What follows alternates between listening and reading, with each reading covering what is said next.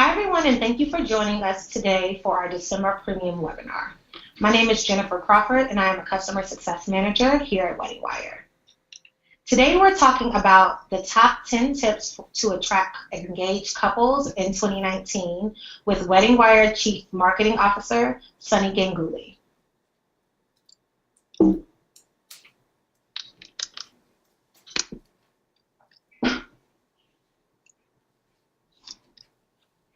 Before we get started, we have a few reminders. We encourage you to ask questions throughout the presentation. Just go to your GoToWebinar dashboard on the right and submit your questions and comments. We will do a Q&A session with Sunny at the end of the presentation to make sure all of your questions are answered. As always, you'll receive the presentation recording by email tomorrow, so feel free to take copious notes, but remember, you'll be able to listen again. Today we will have an Instagram giveaway. Here's what you need to do. Pull out your phones, follow @WeddingWireEDU on Instagram. That is @WeddingWireEDU on Instagram. Comment on our most recent post with a takeaway or key learning from today's webinar. We will select the most compelling comment at 5 p.m. Eastern Time. So you'll have until between now and then to share your takeaways.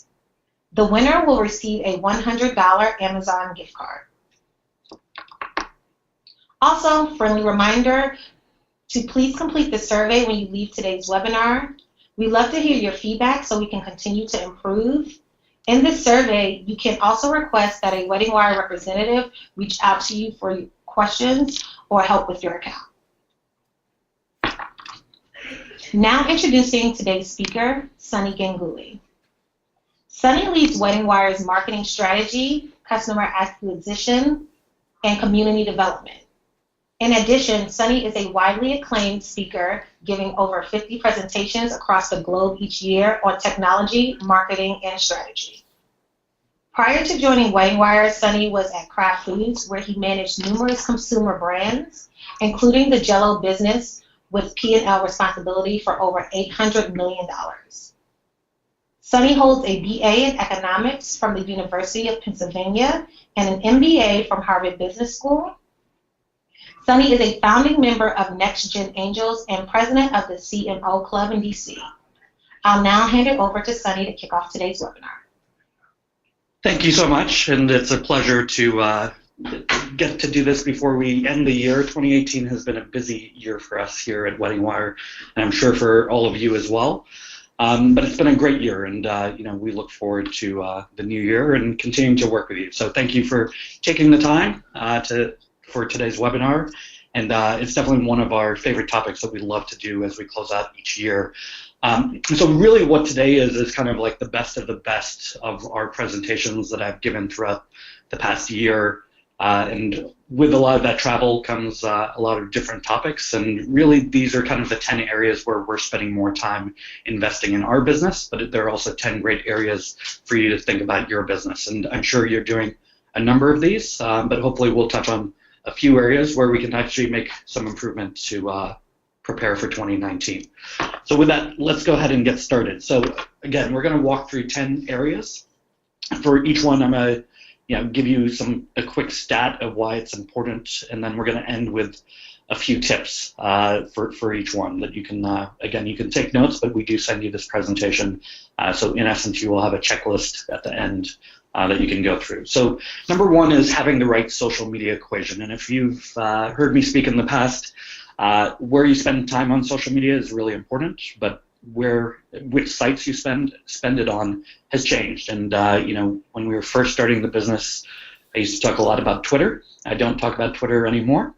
But really kind of where should you be spending time to find engaged couples? And that's what today's presentation is about how do we make sure that you're spending time in the right place. And so where we spend time and what we say is the best social equation today is what I call Insta Face Pin. And I say that in descending order. So Insta, meaning Instagram, Facebook, and Pinterest.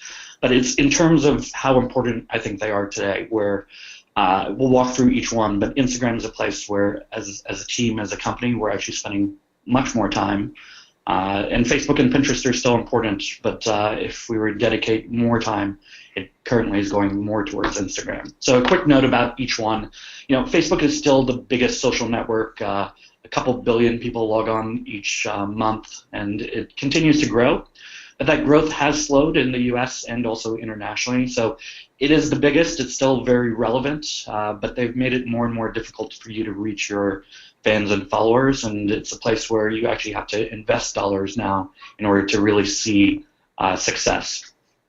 When it comes to Pinterest, I always like to think of it as the best when it comes to finding the right audience. It tends to line up with the demographics of people who are engaged in the sense that they're trying to get inspiration. And so Pinterest is really the best when it comes to having the right type of audience. And what I like to say about Instagram is that it's the brightest, meaning it has the brightest future. So my framework is that Facebook is the biggest, Pinterest is the best, but Instagram is the brightest in terms of where we see growth and where the future is going. So again, as we think about social networks, where we're spending time, it's these three for different reasons. But if you're spending time beyond these, I want to make sure that it's working for your business, but these are the three where our team invests their effort. So really the three kind of tips when it comes to social and how to improve. The first one on Facebook, if you are posting, one suggestion I do have is always do have a little test budget that you can boost some of your posts. We find that a small budget, even $5 or $10, can make posts be seen 10 or 100 times more often. When it comes to Pinterest, I like to think of it as a search engine. It's just a different search engine than a Google or a Bing. In essence, it's a visual search engine. And so what you can do on Pinterest is making sure that you're tagging your photos both at the board level and at the pin level with relevant keywords. What's great is you get to determine the keywords, you get to make sure that the content that you're putting on Pinterest is being optimized for that platform. So I look at Pinterest more as a visual search engine that you can optimize your business for. And then finally, when it comes to Instagram, where we tend to focus is not necessarily on the fan and follower count, but on the engagement level. So are people liking, commenting? Are they taking that next step? Are they actually engaging in what we do? And so Wedding Wire is the leader when it comes to engagement per follower on Instagram within the world of weddings. And it's because we spend a lot of time making sure that we're having a conversation with the people that follow us and create good content. So that's number one, which is making sure that you spend time on the right social networks. It's important to look at your analytics and make sure that you're getting traffic and that these things are driving success for you. But I want to double down on number two, which is around Instagram. So again, those three social networks, really important, but I want to emphasize as we go into 2019 that Instagram is super important. And I think it's one of the best ways to build your brand in today's world. By leveraging Instagram. It's not going to be the best traffic driver. You will likely get more traffic from a Facebook or a Pinterest, but I think it's one of the best platforms to really build your visual look and feel and define your brand. So why Instagram matters, what we find is that Instagram users have 60 times more engagement than our average fan or follower on Facebook, meaning that people are 60 times more likely to like something, to hit that heart, to comment, to share, to reply 60 times more often than on Facebook. And I see that every day in my own personal social media usage, where I spend very little time on Facebook today, and I'm spending the majority of my time on Instagram. And then probably another thing that I'll mention is my daughter, who is 2 years of age, has her own Instagram handle and has been building up her follower base. She does not post very often on Facebook, but she's posting very often on Instagram. It just happens to be me, but she's on Instagram. And I see that in younger generations that they're shifting more and more to Instagram. What we saw maybe a few years ago of a push for Snapchat, we've seen that audience has actually trended more and more towards Instagram. So a couple tips when it comes to building your brand. One thing that we always suggest is using unique images on Instagram. So if you have a real wedding or a selection of photos, it's perfectly fine to post those on social, on your site, but we tend to save one image and create a unique image that works well on Instagram. And the reason for that is often your social following is going to follow you on Instagram and on Facebook and on Pinterest. And so we want to make sure that the photo that you're sharing there comes across as unique. And it's also because you're typically sharing one primary photo. So we want to make sure that that resonates. Second thing that works well on Instagram is doubling down on a winning hand. And that simply means that if a certain type of post works well, often it will continue to work well. It's what we call the snowball effect, which is if you create a little snowball at the top of a mountain and you start to roll it down, it becomes bigger and bigger. And so the same way as we think about the type of content, if you find something that's working, try to create that snowball effect. So for instance, we find that pictures with dogs tend to do pretty well. Also, grooms crying tends to do very well in more recent posts that we've done. The next thing that we do, and I'm sure all of you on Instagram use hashtags, and it used to be try to focus on a couple hashtags. What research actually shows is that you can actually have a large number of hashtags, and it actually improves click-through rates and improves the engagement on the posts. But there are two types of hashtags that you can have. They're branded hashtags and then non-branded. So branded hashtag is something that you are creating on your own. And it is something that, so we have certain ones for Wedding Wire. We have a Just Said Yes campaign, but we're creating our own hashtag. Then there are other hashtags that exist that are more general. So things like Travel Tuesday, wedding planning, wedding venue, that if you can tag your post with that, you have a better chance of getting found and getting comments, getting shares. So what I do is I look at what Wedding Wire is posting at the hashtags that we use, and it gives you an opportunity to actually kind of ride those coattails as well. The next kind of evolution of Instagram is about stories and short videos, and a lot of the features and functionality that were on Snapchat are now on Instagram. And I think it's one of the best platforms to create short videos and really to give a behind the scenes of what each of you do in your respective markets. At the end of the day, you're an expert, and it's about building up a great wedding, but there's a story behind that. And I find a number of our wedding professionals use stories as a great way to showcase all the work that goes into that special day. It's not just about the end result, but it's about the journey, and something like a story is something that's very authentic.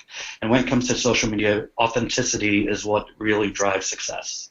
The other thing that we find on Instagram, which is a little bit different than other social networks, is when people engage with posts. So on a number of other social networks, you find that people tend to engage more towards Friday and later in the week, whereas on Instagram we find that it actually lines up more middle of the week, so between your Tuesday through Friday, which is a good thing because that lines up hopefully with when most of you have time to post on social media, whereas something like a Facebook actually tends to resonate more on Friday, Saturday, Sunday.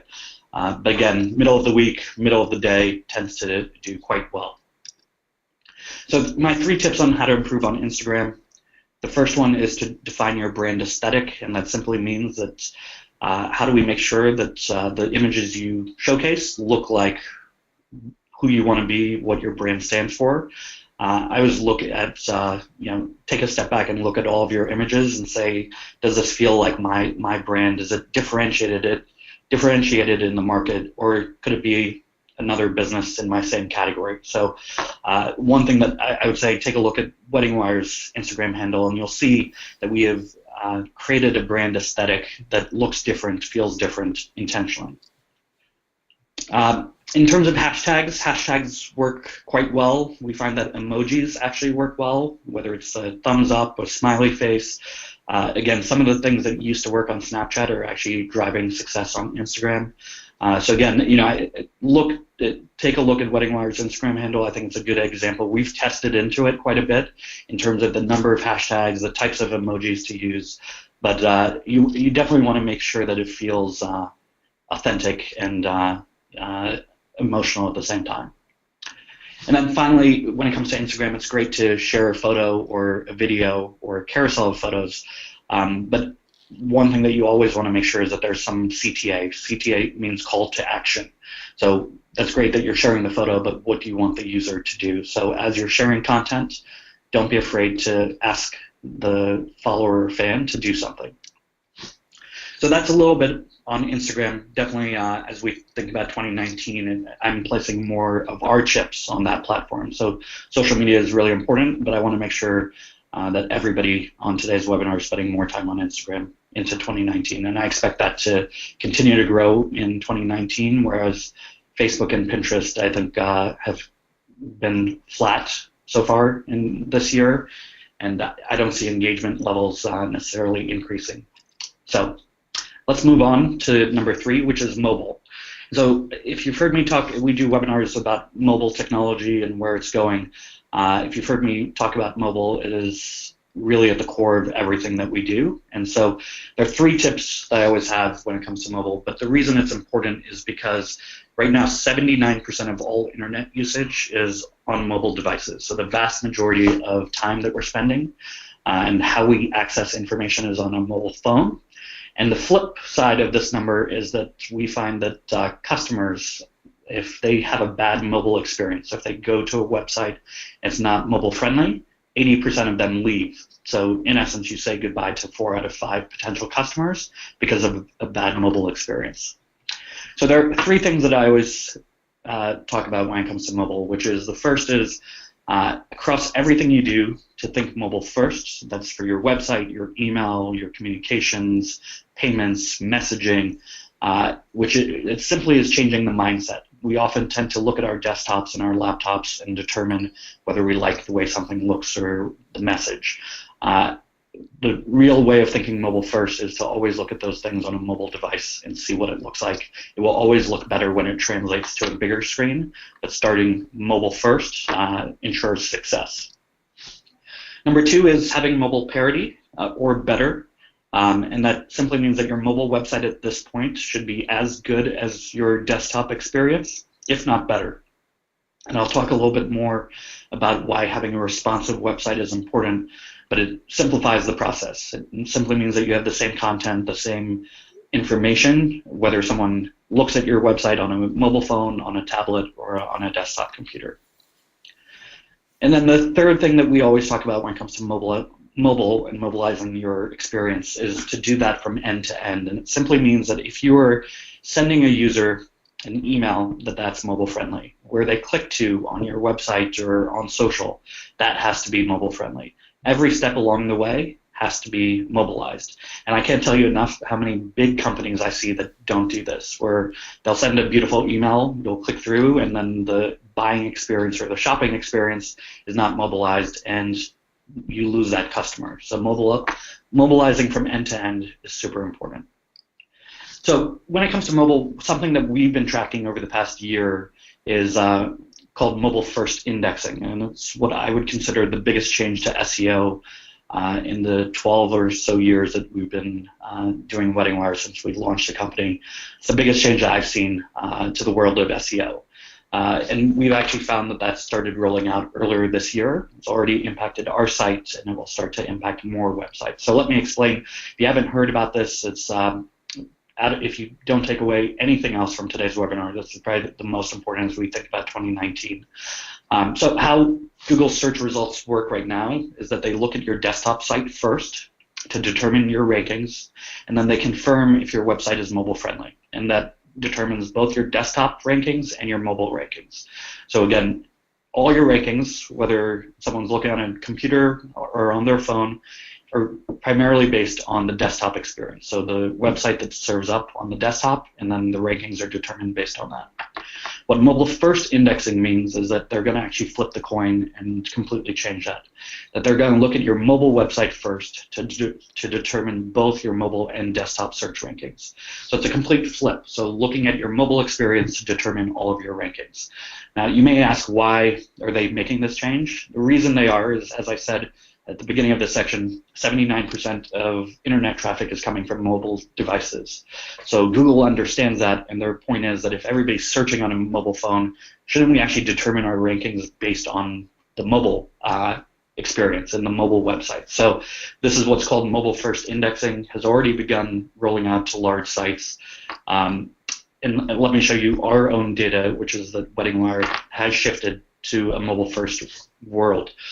This is looking at Google Bot that crawls our website, and you can see week 22 of this year, so towards the middle of the year, a big shift. So this is looking at our mobile hits. So in essence, Google's bot was getting to our mobile site only 10 to 15% of the time, and you can see a very drastic shift to where it's somewhere between 40 to 60%, depending on the week. So in essence, this is mobile first indexing, and what's happening, which is Google's starting to look at our mobile site more than our desktop site to determine all of our rankings.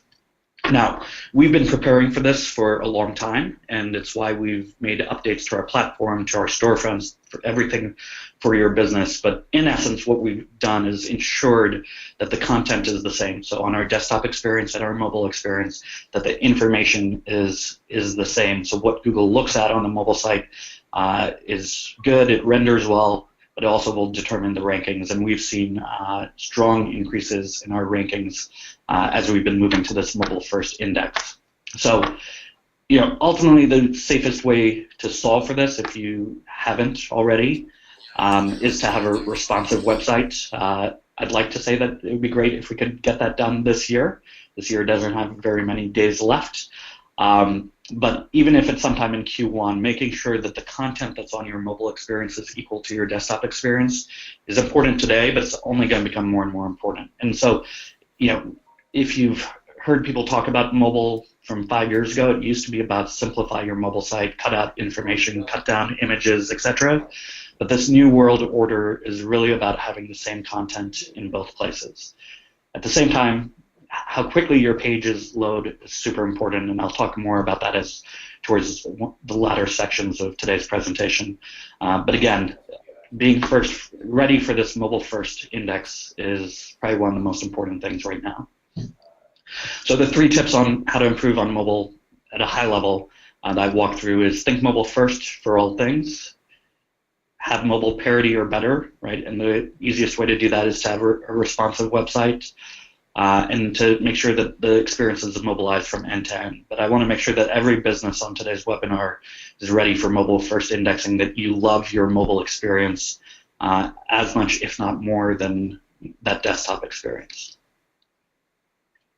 So number 4 is around content and building unique content to drive traffic. And I'll emphasize the unique portion, which is search engines care very much that the content that is on your site or that you create is not duplicative, that it's that's something new, that's fresh, and something that you've created. But if you do this well, it can actually drive significant gains. So what we see is that sites with content that have a content strategy see 680% more traffic. So it's a great way to build more traffic to your website.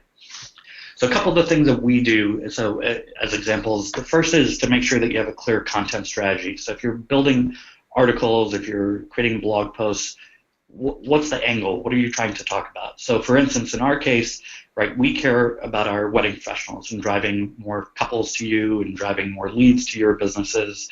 And that's why we have our directory so that people can search. But sometimes people don't want to necessarily search that way. And so we create content that aligns to our strategy of delivering success to all of you. So we create articles around 8 unique Philadelphia wedding venues or the top lofts in New York. And they're great content pieces, but we're actually just trying to find other ways that people can search and discover you. The other thing that we do when it comes to content is making sure that it's working from an SEO perspective. And so on each article, we're usually thinking about what are the top keywords that are going to rank and how do we go optimize for that. So in essence, we're putting our keywords in the headline. We'll put in keywords in the first 30 words, a couple times within the text of your post, whether, again, it's an article, it's a blog, and then our URL structure also reflects that. So in essence, we're making sure that there's consistency on the page from the headline to the text to the URL structure to make sure that it ranks well. One thing that has changed in the last year and a half is what it takes to rank in the top 3 spots. So what we find is that the majority of clicks go to the top 3 results in any search engine. So on Google, 60% goes to the top 2, and the majority goes in within that top 3. And so how do we make sure that you're always ranking in the top 3? And what's changed is how much content it takes to get there. It used to be that 500 words of content on a page gave you the ability to get into the top 3. And what we find today is that it's actually 2,500 words per page of written content to make sure that you're ranking well. So that's why, so for us, your business storefronts are super important. That's why we care about the About Us description, about your reviews, to make sure that we have a lot of great content for your business. When it comes to content, I think it's also important, this concept of what I call inspiration, which is content's great to create inspiration, but it should always have some intended action. And so as we are creating content, and as I mentioned, our content strategy, what we care about is that as we're creating a dress guide or talking about photography, that it actually leads to some action. And more often than not, that action that we want people on our site to take is to find wedding professionals. So we're always thinking about how do we create content that has an intended purpose to drive an action. And then the last thing I'll say when it comes to content and moving beyond written word is around photos and making sure that you have a repository of images. So often, we will be limited by the photos that we have for each of our businesses. And so I always suggest hiring a professional, whether it's photographer or videographer, to capture content for your business. So as you're doing weddings, don't just rely on necessarily the photos that you get. Actually invest more so that you can heavy up on your repository so that in the future you can build out your content strategy or your social strategy by making sure that you have enough photo content. So 3 just quick tips when it comes to content. The first is when it comes to written content, making sure that it's unique and not duplicated from anywhere else. Number 2 is, as you're using images, make sure that they are high-res, not generic, and not bought from iStock or any other online marketplace where your competitors could have the same image. I want to make sure that the images that you have are unique to your business, the same way that the words are unique to your business. And then finally, when it comes to content, whether it's a written blog post, whether it's photos, going back to the world of mobile, we need to make sure that content always looks great on a mobile device. So moving beyond written and photo content takes us to the world of video. And so creating digestible short videos should be something that's super important going into 2019. So as I think high level, right, social media matters, SEO matters, your website matters, that's great, and those things have mattered for a long time. But where we want to place more bets are on things like Instagram and actually creating more video content. It's Facebook has said that they're going to move to 100% video in the next couple of years. So I can't stress enough that building video content for everybody on the webinar today is really important. The videographers and photographers on the line likely have been doing that, but I want to make sure that every category, whether you're an efficient, a DJ, a caterer, that you have short video content ready to share for your business. And the reason that it matters is that video content gets shared more so than photos or written words. 92% of people online share videos with others. So they're not just looking at it, but there's a much higher likelihood that they're willing to actually share it. So when it comes to videos, a couple tips. The first is to make sure that all your videos are no longer than 60 seconds. It used to be 90 seconds, but really there's no video should be longer than 60 seconds at this point. And I know that there may be a long kind of recap video of a real wedding, which is great for the couple to see, but if you're trying to share it with a broader audience, trying to get to the point really quickly is important. Most of our video content is now 15 to 30 seconds, and we're even testing some 5-second formats, 3-second formats, and even 1-second videos, which sounds crazy but true. 2 other tips I'll say. So the first is to create value without sound. The majority of videos, right, when people first look at it, don't have sound, and we want to make sure that the video can convey the message. And the second thing when it comes to video content is you have to assume an attention span of less than 3 seconds. And so people will often look at videos and then scroll in and out of them. And so what you want to make sure is in that first 3 seconds that's very clear what you're talking about. And I always suggest trying to make sure that your brand is somewhere in that first 3 seconds. Because if you're creating a video about weddings and it doesn't actually have your brand or what you're talking about, it could be a video for anybody else that's a competitor. It could be any other category. We need to make sure in the first 3 seconds it's very clear who that video is from, because if not, again, it's not going to be doing your business any service. So 2 videos I just want to show you quickly, and the first one is intentionally without sound, but is our #1 video from the past year, which is funny, but the point being that you should be able to look at this video and be able to capture the message without sound.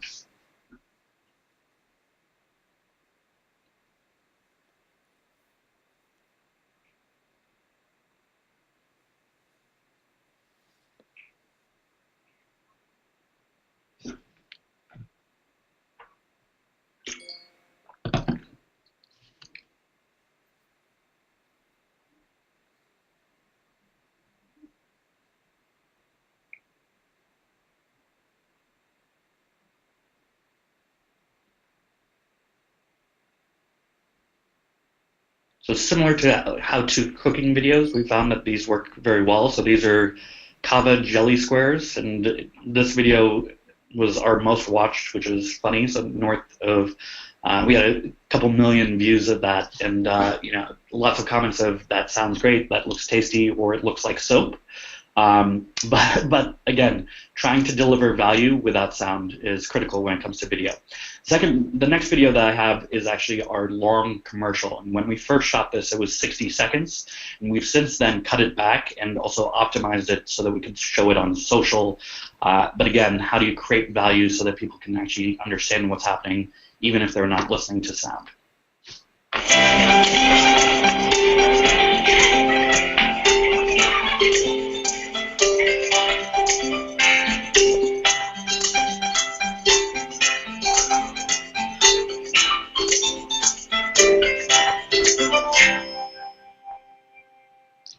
So we run that video, and it conveys the message without the sound as well, but we've, in essence, taken our longer 60-second commercial that would have looked great on TV and started to actually optimize it for social networks and online. And this one's even longer than some of our newer versions, which are 10 seconds or less. So 3 tips when it comes to improving your videos. The first one, before I get started, is just to start creating videos, so super important. But you want to create a compelling entry point, and that simply means that in the first couple seconds, how do we make sure that people understand what it's about and it's something that's compelling and something that represents your brand and calls your business out. Number 2 is ensuring that branding is prominent, and so you'll see on our videos that it is prominent at the beginning, but then we will also keep a watermark throughout to ensure that people know who that video is from. I want to make sure that as you're creating videos, it's very clear that it's coming from you. And then just continue to reduce the length. So the world is continuing to lose its attention span. So the average human about 10 years ago had an attention span of 12 seconds, and today it's 8 seconds. I expect that to only continue to go down with technology. But again, reducing the length of your video content is really important. It's sometimes very difficult because a wedding is and the emotion is a very difficult thing to convey. That being said, video is a great way to do that in a very quick format. So the first 5 were kind of around areas where we spend time trying to drive traffic and get more engaged couples. We'll walk through some of the other areas that are super important to really kind of refining the business and making sure that's working for you in 2019. Number 6 is around website conversion. And when I say conversion or conversion rate optimization, it's not the most exciting topic, but it's one of the most important. I'm going to walk you through an example of how everybody on today's webinar can double their business in 2019. So why conversion matters, the first point is that what we found in our data is that when we reduce the number of fields, we actually see 47% more leads.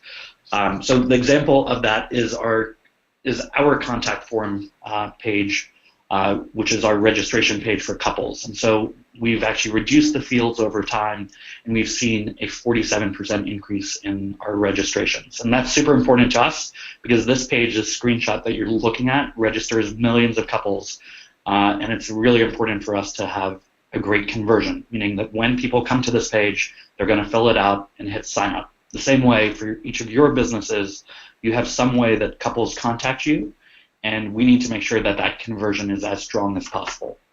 So the first step is to know what your conversion rate is for your business. So I want to walk you through this example and then show how to think about doubling your business in 2019. So in this example, let's say that there are 1,000 visitors that come to your website. The next step is 300 visit your contact form. So that's what the CF stands for. So again, 1,000 people come to your website, 300 of them get to your contact form. Out of those 300, 30 fill out the form and submit a lead to your business. And then based on your ability to close those leads, let's say in this example, you get 6 bookings. So 1,000 people came, and out of that, we were able to get 6 bookings and drive revenue for that. So what is a conversion rate? A conversion rate is simply looking at these numbers and dividing them by each other. So there are 3 conversion rates here. The first one is 30%, which is the number of people that are going to your contact form divided by the total number of visitors to your website. The second conversion rate is leads to the contact form. So that 10% is telling you you have a 10% conversion when someone visits your contact form in order for them to submit a lead. Again, it's 30 over 300. And then the last piece is the bottom of the funnel conversion rate, which is your booking conversion rate, which is 6 over 30 or 20%. So in essence, every business, everybody today listening, you have these conversions that are part of your business that are inherent to the way your website works and how you can close that. So the question is, how do we go double business? And so in this example, let's walk through how we would double it. And it's by simply focusing on the lowest conversion rate. So in the past example, you would have seen that there was the lowest conversion rate was from the contact form to a lead, and it was 10%. And so in essence, that would tell me that there's a problem on the contact form page on this in this example. So if we can make improvements, maybe reduce the fields, maybe make it easier for someone to fill out that form, and we can double that conversion rate. So we go from 10% to 20% in this example. What it means when you look at things from a conversion funnel is that everything else then flows down the model. So if you can improve your contact form in this example, you've now gone from 6 bookings to 12 bookings. In essence, doubling revenue, doubling the business by simply finding the lowest conversion rate, asking yourself, why is it low, and then trying to figure out a way to increase it. So for instance, we do this on our business when we see people coming in for our checklist or wedding websites or various tools.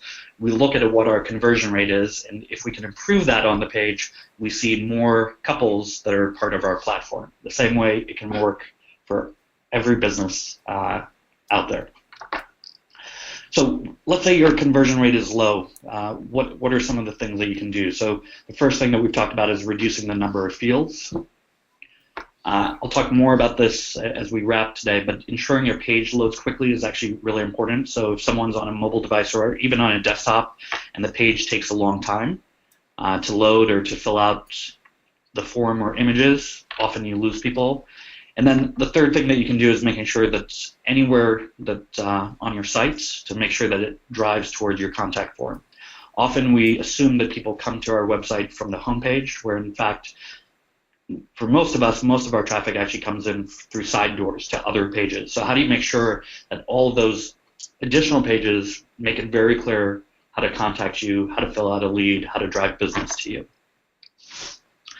The other thing that's important is just thinking about mobile, and going back to kind of where we started thinking about the world of mobile, is a problem that I'm seeing in this world of conversion rates, which is, so there's a clear way of how to improve your conversion, which is find the lowest conversion rate. The problem is that for all of our businesses, more of our traffic is coming from mobile than it was a few years ago. And for WeddingWire, it's the majority of our traffic is coming from mobile devices. And across the web, it's now more than half is coming from mobile traffic. So in essence, more of our users are coming from mobile, which I think is probably the case for everybody listening. The problem is that conversion rates, what we just talked about, tend to be much lower on mobile devices. The fact that someone fills out a form or submits a lead on a mobile phone is usually much lower than that on desktop. So that creates a problem, which is that if your mobile conversion is not equal to your desktop conversion rate, that means that over time you will lose business because more people are going to your business and finding it on a phone. But if the conversion rates are different, that means fewer leads and fewer bookings. So one thing that I always do suggest is understand your basic conversion rates, but then look at the difference between desktop and mobile. And if there's a big discrepancy, we need to solve for that and figure out how we're going to improve that, because that's only going to get worse over time. More and more people are going to visit your website from a mobile phone, and if we don't have good conversion there, it means less leads and less bookings. So 3 tips when it comes to improving conversion. The first thing is to actually just know what your lead conversion rate is. And the most important number out of that example that I showed is the one in the middle, which is the number of people that get to your contact form, what's the percent that actually submit that. Because if that's low, then that's a huge opportunity to increase your business. We check conversions by source, so the same thing that I just walked through. We look at the conversion, whether that traffic came from Facebook, from Google, from a search engine, but it's a great way to see whether the traffic is relevant. So for instance, the traffic that Wedding Wire sends to your business is highly relevant because it's engaged couples, but if you're getting traffic from another third-party site or maybe from search engines or social, the conversion rate likely is a lot lower because it's not as relevant. And then the easiest way to grow a business. So you can do lots of marketing tricks and lots of other things to grow your traffic. But if you really want to just get more business, drive more bookings, is find your lowest conversion rate and go figure out a plan to improve that. And usually that's on your website. But if your lowest conversion rate is from lead to booking, then maybe that's something in the sales process of how do you take a prospective client and turn them into a booked client. So the next section is on pricing and payments, and I can't stress enough how much it matters to today's couples in terms of understanding how much things cost and trying to pay for them seamlessly. The reason that pricing matters is in all of our surveys, the number one thing that our engaged couples say that they want to find out, and the number one reason for why they want to contact a wedding professional is price. So 88% of our couples want to see pricing. And often I hear, well, it's difficult to give an exact price, or they're just shopping across competitors and trying to find a low price. The challenge is that our couples are just trained to ask about price in every other aspect of their lives, whether they're shopping for a car, buying a TV. It's the easy place to start, and it's because these are first-time buyers typically, and they don't know what else to ask. So it's very easy to start with price. So as I mentioned, in our surveys, this is looking at what are the most important features when choosing who to contact, and you can see that price always comes back as number one. So it's a reason that we've launched 2 features over the past year. So the first one is interactive price quotes for our venue category. So in essence, you can go in as a couple, you can say, I'm looking for a ceremony with X number of guests on a Saturday in October, and we give a price range. And this is based on the data that we receive from our wedding professionals. But in essence, we're trying to give a approximate range so that couples can get a little bit more information and then submit a lead or a quote to your business. It's also the reason that we launched Wedding Wire Payments. It's part of our messaging platform. If you haven't turned this on or used it, something that I highly suggest trying. It's really a very seamless way to request and get payments from your engaged couples.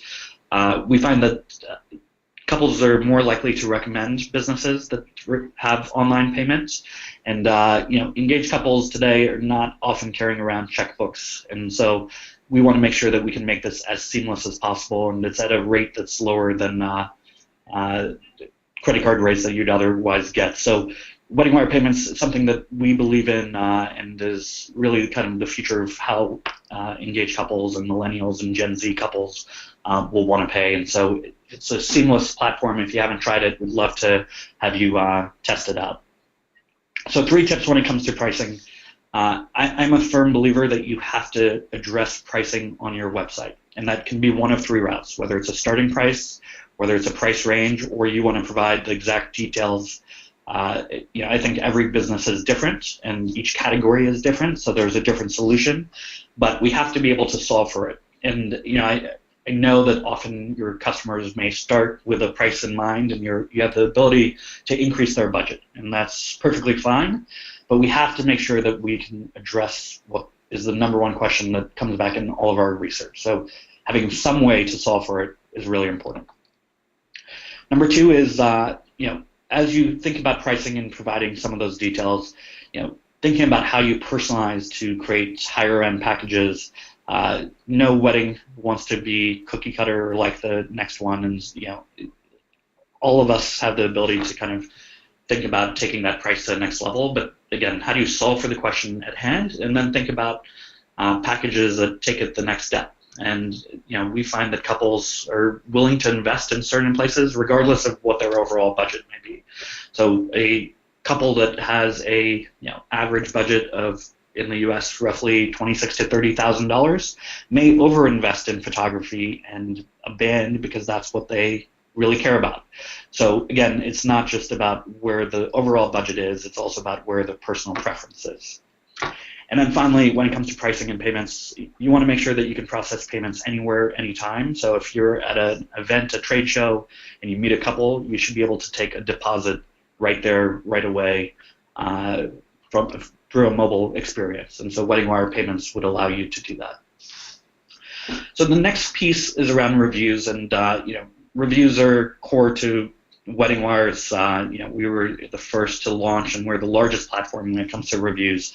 So it's super important, but the biggest thing is that you want to build it into your business process. So same way that you ask for a deposit and you ask for the final payment, there's a time where you should be building it into your business process to ask for a review. You know when you did a good job and when your customer is happy, and so how do we make sure that that's part of the process and it's not a one-off thing that every 3 months I go back to all of my old customers and hope that they write a review. Thinking about it as part of your process that people pay, they write a review, is something that drives success. So reviews are super important. We find that almost every single couple uses them to select their professionals, and even ones that get recommendations or may find you elsewhere are still going to come to WeddingWire to validate that and read reviews. So often you may get leads in different places, but the validation often happens through reviews that you have collected on our site. So we are the global leader when it comes to reviews. It's really important, but there are also some challenges that we've seen in the past couple of years where we're seeing more review duplication across sites, but making sure that you are building unique reviews for your business in the right place and aggregating as many is super important. But even if you have a lot of reviews, it's not just about the total quantity. We always talk about recency as well. So you want to make sure that you're continuously building recent reviews.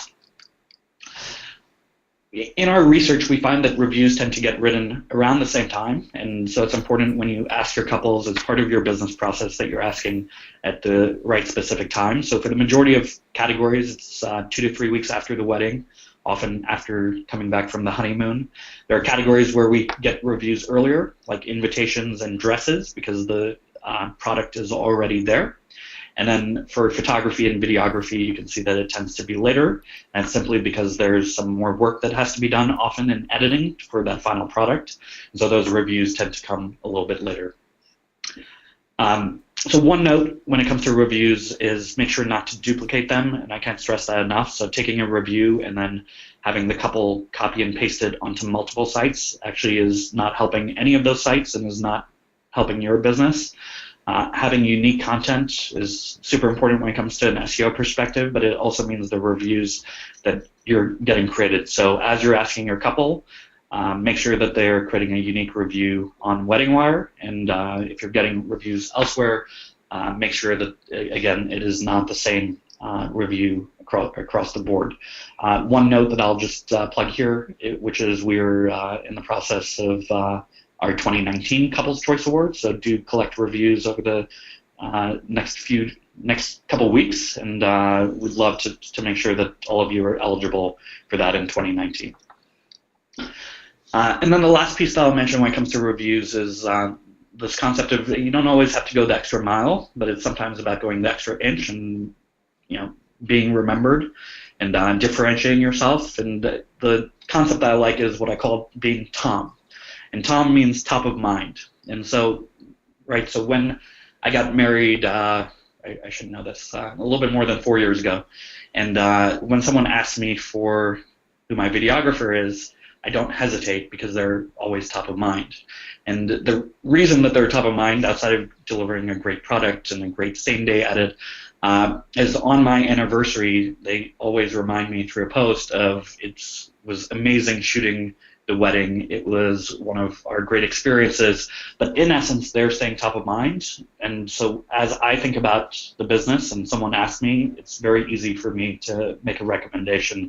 And I found that with the wedding professionals that we used for our wedding, that they all remain top of mind. So for your business, how do you make sure that you do that small extra piece that doesn't take a lot of time, but often your past customers can be the best ones to find you new business in the future? So 3 tips when it comes to your reviews. The first one is to just ask. Often, as business owners, we get caught up in the day-to-day, and when you've done a good job. So make sure to just ask for reviews. And my suggestion is to try and at least get 1 review per month. If you get something that's not super positive, that happens. And what we find in our data is that it's perfectly fine. So couples today understand that there can sometimes be outliers, and sometimes that experience isn't perfect. 2 things I would say is always make sure to take the high road. So don't put lighter fluid on a fire. So feel free to comment. But the other thing that WeddingWire allows you to do is comment against any review that you do. Just if you're doing that, don't only comment on something that may not be as positive or just on the negatives. Comment on the great reviews that you get as well. So make sure not to just highlight or be defensive when it comes to something that may not be perfect. And then ultimately, when it comes to reviews and awards, you want to showcase your track record. So if you get that Couples Choice Award for 2019, showcase it. Put it up in your store if you have one. Put it in your email. Showcase it on social. It's those things that make a difference when couples decide who to work with. So the next 2 sections are around performance and analytics. And so number 9 is about ensuring good website performance. And the reason that this matters is I want your website to get traffic. I want it to convert, that we talked about in conversion. But I also need to make sure that it's healthy. And so across the web, 75% of websites are at risk of malware or spam or, in general, just bad things that could happen to those sites. And so there are 3 things that you can do that are completely free. So the first one is, and they're all Google tools. The first one is PageSpeed Insights. So I mentioned that PageSpeed is really important for businesses. So it's a free tool, and it will tell you how quick your mobile experience is and how good your desktop experience is. But again, in SEO and in rankings and for your site health, PageSpeed matters quite a bit. So you want to know what your score is, and this is a free tool. The second one is, I also mentioned that you want to make sure that your website is mobile friendly. There's a free test that you can do. Just type in mobile friendly test and you'll land on this page. And it will tell you whether your current experience is mobile friendly. And this is super important when it comes to mobile first indexing, to know how the world's largest search engine thinks about your website. But the most important tool is called Search Console. And so what I find is anytime that I'm speaking or across the country, roughly less than 10% of our wedding professionals are using Search Console right now. But it's a free tool, and it's probably the best one when it comes to understanding the health of your business. It's going to tell you a number of things, but the 3 big things that Search Console does are here, which is about improving your performance. So it's going to set up alerts for any issues or malware that you have on your site. So if there is a problem, if you have spam, if some bad site is linking to you, it's going to actually set up an alert, and you can get emails directly through Search Console. It tells you all of the pages that are indexed on your site. So you may have a website that's 100 pages, but in reality, only 5 of them are ranking, and 5 of them are in the search engine's index. It tells you every single page that is indexed off your website, so you can see whether your website's working for you.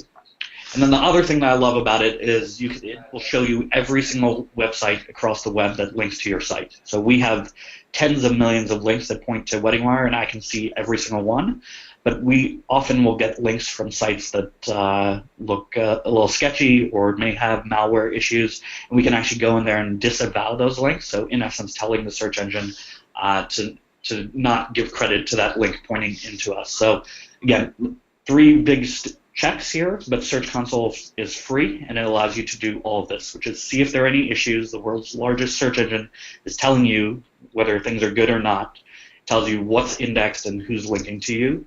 If you've done a lot of the other marketing things that we've talked about, this is probably a good next step in terms of something to enable for your business.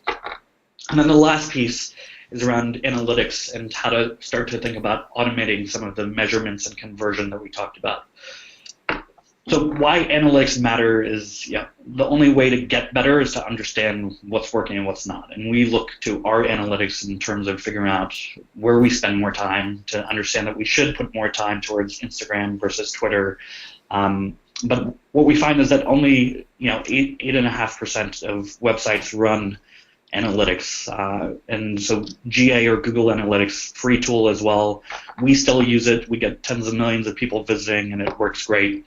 The reason that I love looking at this type of data is that you can quickly see what's happening year over year. So we always look at year over year metrics. So as we round out the year and go into January, we'll look at January 19 over 18. It's one of our good indications of how the year is going to go. And so this past January, we saw a 26% increase.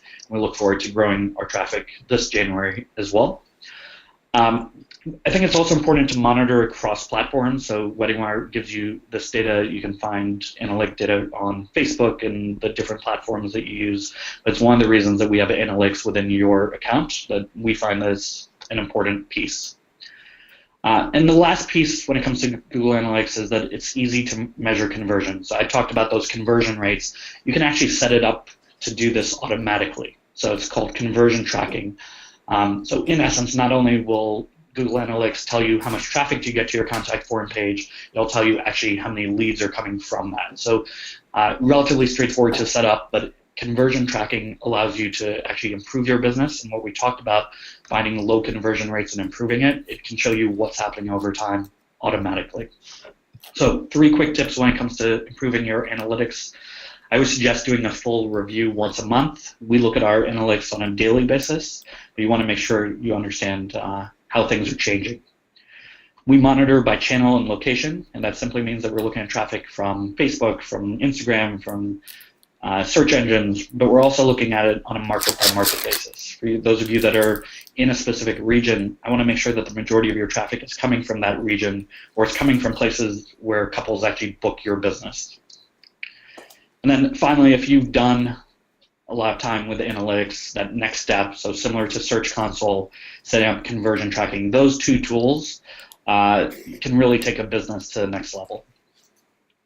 So I'm going to wrap before we get to Q&A with just one final kind of area in terms of where I see growth right now. So those 10 areas, again, are places where we're spending time, where, as we think about 2019, the same components have been important over the past couple of years, but it's about the amount of effort that we put into them.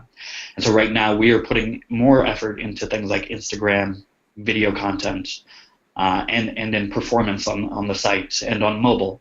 And those are super important. So hopefully that gives a good blueprint in terms of how we're doing it and where we're spending our time, and hopefully it's helpful to each of you.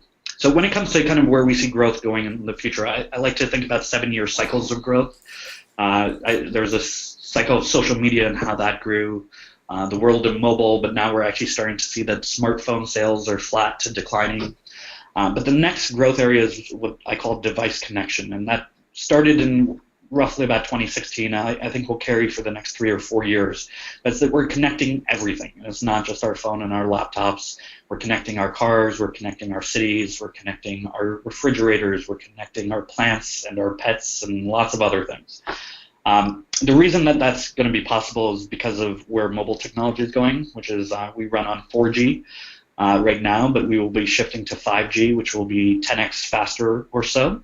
And that allows us to now connect many more things. And again, all of these things will start to talk to each other. And so what we find that by 2020, the average person will have 8 devices connected. So again, this is beyond your phone and your laptop, but things in your home, your car, your toothbrush, who knows, but your clock. But more and more of these devices are going to start to get connected to the internet. And you already see that with Teslas being connected, various home technology companies connecting the house. It's only continuing to move in that direction. And I always like to look at my life as part of this. So I did a quick count of how many devices I have connected right now, and I have 28 connected devices in my life between laptops, tablets, work computers, Amazon devices, Alexas, dash buttons that order Tide or razors, but 28 of them, which is a little crazy. So with that, I do want to say thank you. Thank you for spending the last hour with us. My email is here, which is just cmo@weddingwire.com. If you ever have any questions about the business or about any of the topics that we covered, always happy to help. And so with that, we're going to get into some Q&A and answer some of your questions in the next 10 minutes. Thank you so much, Sunny, for the fabulous presentation. We hope you all enjoyed it and learned a lot. And as always, thank you for sending in all of the questions during the presentation. Before we do a Q&A, a few more things to share. Reminder, please follow us to be eligible to win the $100 Amazon gift card. We will select the winner at 5 p.m. Eastern Time. Again, reminder, please fill out the survey when you leave today's webinar. We love to hear your feedback so we can keep improving. And one last thing, you may have already heard, but if you haven't, we're popping the questions on engagement season to make sure you're ready to connect with couples, book more business, and take on 2019. And of course, we're giving away some great prizes along the way. Don't miss your chance to take our quick 6-question quiz to be entered to win weekly prizes. Once you submit a quiz, your name will stay in the submission pool until you win or the giveaway ends in February. This week, we gave away an Apple Watch. This weekend, we'll be giving away a 2-hour website review with education expert Alan Bird. You can find the quiz, information on prizes, and additional educational resources at wedwi.re/quiz.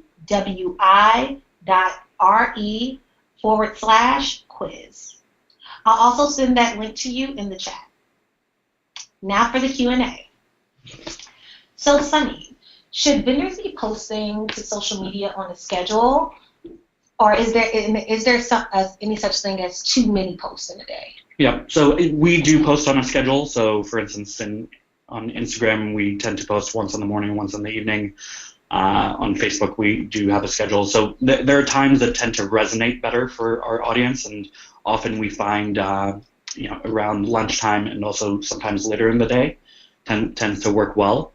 The post frequency, I think, depends on the social channel. So, for instance, if you still use Twitter, you could post all the time, and that's perfectly fine. Facebook, I would say, once a day, maybe a couple times a day if your business requires it. I would say for most folks on Instagram, once a day or a few times a week is probably good. Instagram would be the one where I wouldn't go overboard. So it's more about quality than quantity.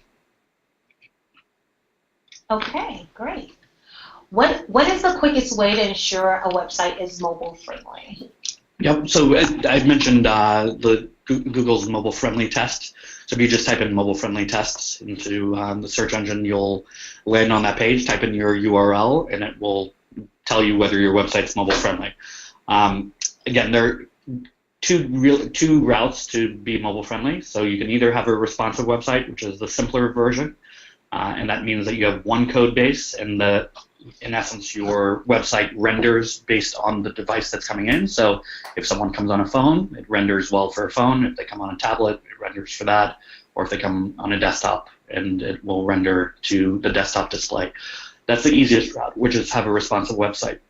Now, for WeddingWire, we've gone the more complicated route where we have a separate mobile site. So in essence, we run a desktop site, which is weddingwire.com, www.weddingwire.com, but our mobile site runs on m.weddingwire.com. And so what we've done over the past couple of years is make sure that the content on these two websites is the same. But the challenge of it is, so the positive is we can actually make changes to the mobile site or the desktop site separately. The challenge is we have to tell the search engine and map every single URL within our sitemap and create things like canonicals. So there's just a lot of SEO work that has to go into making sure that works. So it's worked for our business of having a separate desktop site and a separate mobile site because it allows us to optimize and create a great experience. But it means from an SEO perspective that there is just a lot of complexity. So the simplest route is to have a responsive website. All right, great. Do you have any suggestions for vendors who are new to the business for collecting high quality images and reviews? Yeah, so I think always as you're kind of starting to build out your profile, it's a difficult area. When it comes to photos, what I would say again is hire a professional, get a great photographer, videographer to whether it be the one that's shooting the wedding or having someone come shoot the work that you do. You want to build up that repository, and I highly suggest investing in that, especially if you're getting started, which is super important. When it comes to reviews, starting out of the gates, it's difficult to build that quickly, but our magic number is trying to get to 10 reviews. So historically, we find that between 10 and 11 reviews, we see actually a large lift in the amount of people that click on profiles and submit leads. So getting to that double digits is important. So if you're below that, I would make that a milestone, which is for the weddings that you're doing, making sure that you're getting reviews from each of your clients. And so making sure that your conversion's very good. Is there a software or website you can recommend to vendors that will help make creating a video and editing a video easy for any of the non-videographers? Yeah, so in terms of a good video creation software, so we've historically partnered with Animoto. So if you have, whether it be photo content or video content, and you want to create a nice video, they have a good editor that allows you to do that. The two other things I would say is try Instagram video. It's actually a great platform to create 10 or 15 second videos and capture good content. You can create different segments and stitch it together. You can use stories as well. In general, I think that's a solid platform, which is leverage social media. And then if you do have a newer iPhone or Android, to be honest, all of them have great editors built in where you can clip video segments, you can edit them, you can add text to them. Some of the newer software that's already built into your phone actually allows you to create something that looks a little bit more professional. What does having the same reviews on multiple websites do to hurt a vendor? Yep. So having duplicate reviews, in essence, Google looks at the content that's on WeddingWire, on your website, on other places, and having duplicative content, in essence, reduces the chance that any of those things would rank.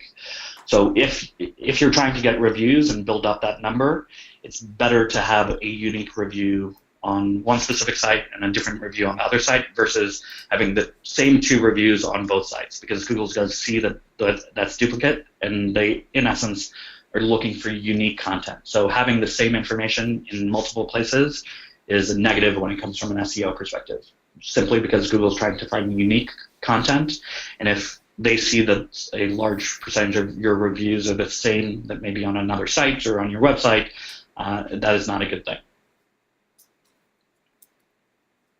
Okay. I think that was all of the questions that we have time for today. Yes, 2019 is a year to invest more time in Instagram, in video, and in your business conversion and your site performance. And the last thing is make sure that you're ready for mobile-first indexing. Okay, well, thanks again, Sunny. If we didn't get to your question, please fill out the survey.